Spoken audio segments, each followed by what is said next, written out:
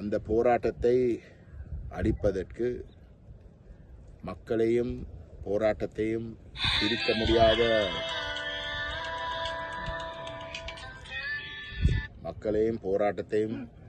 பிரிக்க முடியாத ஒரு நிலைமையை ஸ்ரீலங்கா அரசு கண்டறிந்த பொழுது ஒட்டுமொத்தமாக இனத்தையும் சேர்த்து அழிக்கிறதுக்கு முடிவெடுத்த இந்த முள்ளிவாய்க்கால் இன அழிப்பு நடைபெற்றது. இந்த போராட்டம் நடைபெற்ற பொழுது அந்த போராட்டத்துக்கு மாற்று வழியாக ஒற்றையாட்சியை ஏற்றுக்கொள்ளக்கூடிய 13ஆம் திருத்தம் மாகாண சபைகள் போன்ற பல மாற்று வழிகளை அவர்கள் தமிழீழ விடுதலை புலிகள் இயக்கத்துக்கு வழங்கியிருந்தும் நம்முடைய தேசத்துடைய அங்கீகாரம், எங்களுடைய தேசத்துடைய இருப்பு ஒருபோதிலும் ஒரு ஒற்றையாட்சி அரசியலமைப்புக்குள் நடைபெறாது. மாறாக அந்த ஒற்றையாட்சி எங்களுடைய தேசத்தை முற்றிலும் இல்லாமல் செய்வதற்கு வழிவகுக்கும் என்ற ஒரு தெளிவான ஒரு உறுதியான நிலைப்பாட்டு இருந்த காரணத்தினாலே ஒட்டுமொத்தமாக அவ்வகையான ஒற்றையாட்சிக்குரிய யோசனைகள் முன்வைக்கின்ற பொழுது அதை நிராகரித்து வந்தது. நம்முடைய விடுதலை போராட்டம் அதை நிராகரித்து வந்த பின்னணியிலே தான் அந்த போராட்டத்தை அழிப்பதற்கு, மக்களையும் சேர்த்து அழிப்பதற்கு ஒரு முடிவெடுத்து இந்த முள்ளிவாய்க்கால் வரைக்கும் அந்த இன அழிப்பு நடைபெற்றது.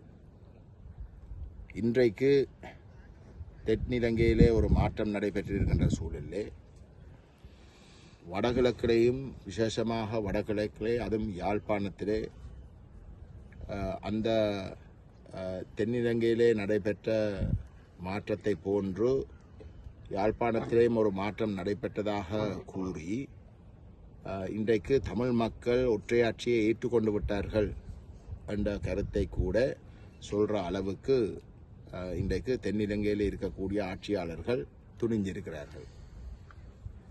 ஆகவே நாங்கள் தமிழ் தேசிய மக்கள் முன்னணி இன்றைக்கு இந்த சத்திய பிரமாணம் எடுக்கின்ற பொழுது எங்களுடைய மிக முக்கியமான நோக்கமாக இருக்கின்றது இந்த ஒற்றையாட்சியை நிராகரித்து நம்முடைய மக்களை அரசியல்மயமாக்கி இந்த ஒற்றையாட்சியை ஏற்றுக்கொண்டதாக காட்ட விரும்புகின்ற அந்த முயற்சியை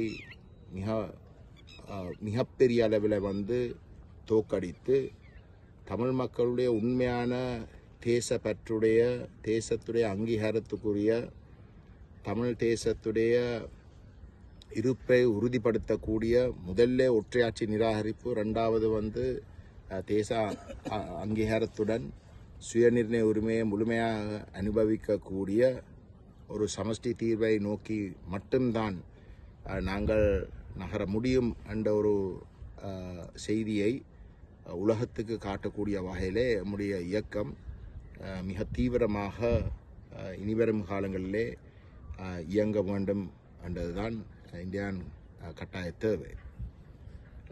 கடந்த 15 வருஷமாக நாங்கள் எங்களுடைய கொள்கைகளையும் நம்முடைய மக்களுடைய அரசியல் அபிலாஷைகளையும் விட்டு கொடுக்காமல் தொடர்ச்சியாக செயல்பட்டு வந்திருக்கின்றோம்.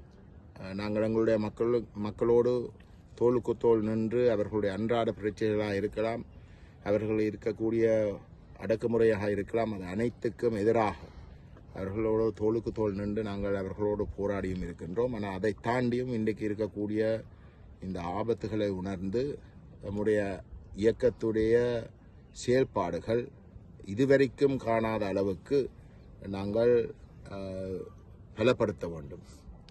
நாங்கள் எங்களுடைய முயற்சிகளை 2, 3, 4 மடங்கால பெருப்பிக்க வேண்டும். அதை செய்வதன் ஊடாக மட்டும்தான் நாங்கள் தெற்கிலே இருக்கக்கூடிய இனவாத சக்திகளுடைய இந்த நோக்கத்தை தோற்கடிக்கக்கூடியதாக இருக்கும்.